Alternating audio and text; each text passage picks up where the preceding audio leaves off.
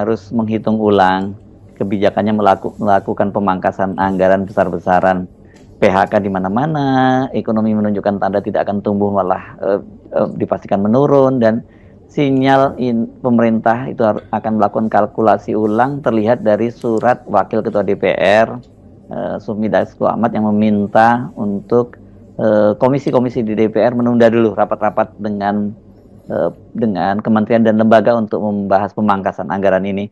Dan ini katanya karena akan dilakukan rekonstruksi berkaitan dengan anggarannya. Harus kita lihat, Dasko ini kan bukan hanya Wakil Ketua DPR, tapi dia adalah Ketua Harian Partai Gerindra. Jadi adalah itu tentu saja orang dekat dari Pak Prabowo. Ya, minggu ini diisi dengan berbagai isu yang justru kalau kita lengkapkan isu-isu itu menunjukkan semakin, saya cari istilahnya, semakin unorganized keadaan Republik.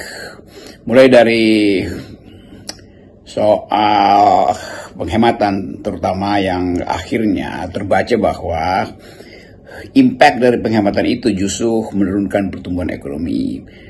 Akibat dari kesalahan hitung, maka DPR kemudian ingin mengevaluasi rencana anggaran baru itu. Dan memang itu aturannya begitu kan, kalau ada perubahan anggaran tentu DPR harus diberitahu atau konsultasi itu.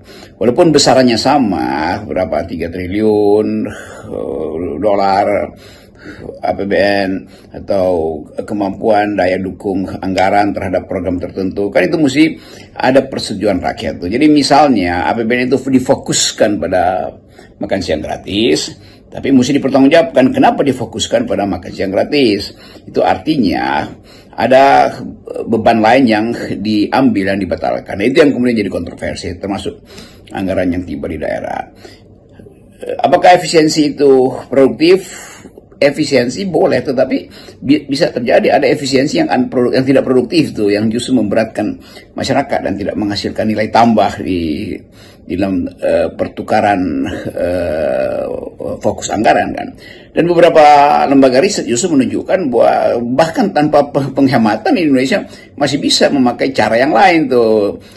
Di tempatnya Bima Yudhistira misalnya, Celios, dihitung di situ bahwa makan siang gratis oke, masih bisa jalan, penghematan memotong-motong nggak perlu dilakukan kalau dianggap bahwa dengan anggaran yang ada ekonomi bisa bertumbuh. Kan sampai sekarang belum dapat dipastikan kalau dialihkan ke makan siang gratis berapa pertumbuhan yang disebabkan oleh pengalihan anggaran itu ke proyek yang dijanjikan oleh Pak Prabowo, atau makan siang tetap dilakukan, ada sektor lain untuk memicu pertumbuhan ekonomi. Kan di situ intinya tuh. Jadi perhitungan yang ada hari-hari ini kelihatannya bukan sekedar tergesa-gesa tapi tanpa konsep itu, dan itu yang membuat DPR ingin mengevaluasi ulang itu. Jadi oke, itu nggak ada soal. Jadi belum pasti sebetulnya bahwa akan ada pemotongan anggaran tuh, walaupun Sri Mulyani memastikan itu tanggal berapa, 17 Februari harus selesai. Jadi kasakusuk ini